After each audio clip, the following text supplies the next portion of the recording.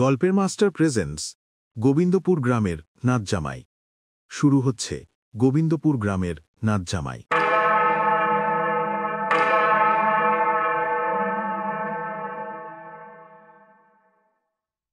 গোবিন্দপুর গ্রামটা একেবারে শান্ত, ছবির মতো সুন্দর।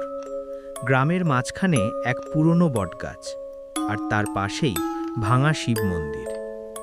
দিনের বেলা পাখির ডাক, গরুর গাড়ির শব্দ, মানুষের কোলাহল সবই স্বাভাবিক। কিন্তু সন্ধে নামলেই গ্রামটা যেন অন্য রূপ নেয়। কাক ডাকা ভোর পর্যন্ত কুকুরেরা চুপ করে থাকে, বাতাস থমথমে হয়ে যায়, আর কেউই সাহস করে ওই বটতলার পাশ দিয়ে যায় না। এই গ্রামে বছর দুয়েক আগে বিয়ে হয়েছিল জয়ন্তর। শহুরে ছেলে, দেখতে লম্বা চওড়া, সাহসী, রঙে গড়েছে। গোবিন্দপুর গ্রামের মানুষের কাছে সে যেন একেবারে সিনেমার হিরো। জয়ন্তর শ্বশুর বাড়ি ছিল গ্রামের দক্ষিণ দিকের বড় বাড়ি, 10 মহলার দত্ত বাড়ি। বউয়ের নাম ঝিলিক, ফর্সা, হাসি খুশি, একেবারে গ্রাম্য সরল মেয়ে। জয়ন্তর বিয়ে নিয়ে গ্রামে তখন অনেক আলোচনা হয়েছিল। শহরের ছেলে আবার গ্রামে এসে সংসার করবে, এমনটা কেউ ভাবেনি। কিন্তু জয়ন্ত সত্যি সত্যি প্রতিদিন আসত। প্রথম কয়েক মাস সবই ভালো চলছিল, শ্বশুর শাশুড়ি খুশি, বউ খুশি, গ্রামও খুশি। কিন্তু একদিন হঠাৎই অদ্ভুত ঘটনা শুরু হলো। সেদিন অমাবস্যা রাত, আকাশে একটাও তারা নেই। শ্বশুরবাড়িতে নাচ গান হবে বলে সবাই উঠোনে বসেছিল। হঠাৎ গ্রামের এক বুড়ি মধুমালা হাঁপাতে হাঁপাতে এসে বলল, দক্ষিণ বটতলায় কেউ ঘোরাঘুরি করছে, আমি চোখে দেখেছি। লম্বা চওড়া এক কালো ছায়া মাটি থেকে একটু ওপর দিয়ে ভেসে বেড়াচ্ছে। সবাই হেসে উড়িয়ে দিল, কিন্তু জয়ন্তর কেমন যেন কৌতূহল হলো। শহুরে ছেলে ভূত প্রেতে বিশ্বাস করে না। সে টর্চ হাতে নিয়ে একাই বেরিয়ে পড়ল বটতলার দিকে। বটগাছের নিচে পৌঁছেই হঠাৎ একটা শীতল হাওয়া বয়ে গেল। হাওয়া নয়, যেন কেউ তার ঘাড়ে ঠান্ডা হাত রাখল। টর্চের আলো হঠাৎ ঝিকমিক করে নিভে গেল। চারপাশে পিনপতন নীরবতা। জয়ন্তর বুক ধড়ফড় শুরু করল। ঠিক তখনই সে দেখল বটগাছের গোড়ায় সাদা শাড়ি পরা এক মহিলা দাঁড়িয়ে, মুখ ঢাকা, চুল কাঁধে ছড়ানো।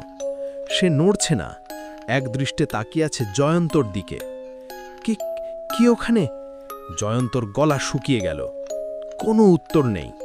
হঠাৎ মহিলা ধীরে ধীরে গাছের গুঁড়ির উপরে উঠে গেল, আর তারপর ভেসে গেল আকাশের দিকে। জয়ন্ত হাঁপাতে হাঁপাতে বাড়ি ফিরে এলো। সে কাউকে কিছু বলল না, ভাবল চোখের ভুল। কিন্তু তার শরীর কাঁপতে লাগলো, ঘামতে লাগলো। সেদিন রাতে সে ঘুমোতেই পারল না। পরের রাতে জয়ন্ত ঘুমোতেই স্বপ্ন দেখল সে বটগাছের নিচে দাঁড়িয়ে, আর সেই সাদা শাড়ির মহিলা তাকে ডাকছে, বলছে, তুমি আমার জায়গা নিয়েছ, আমার ঘর নিয়েছ, এখন আমায় ফিরিয়ে দাও। জয়ন্ত চিৎকার করে উঠল। ঘুম ভেঙে গেল। ঝিলিক ভয় পেয়ে জিজ্ঞেস করল, কি হয়েছে? কিন্তু জয়ন্ত আবার কিছু বলল না। দিন যেতে যেতে স্বপ্নগুলো বাড়তে লাগল। জয়ন্তর শরীর শুকিয়ে গেল, চোখের নিচে কালো দাগ। শ্বশুর শাশুড়ি ডাক্তার ডাকল। ডাক্তার বলল, নার্ভের সমস্যা, বিশ্রাম দরকার। কিন্তু গ্রামের মানুষ বলল, এ তো পাকা ভূতের ধরা। গোবিন্দপুর গ্রামে তখন গুজব ছড়িয়ে পড়ল, জয়ন্তকে নাকি দক্ষিণ বটতলার চন্দ্রানী ডাইনি ধরেছে।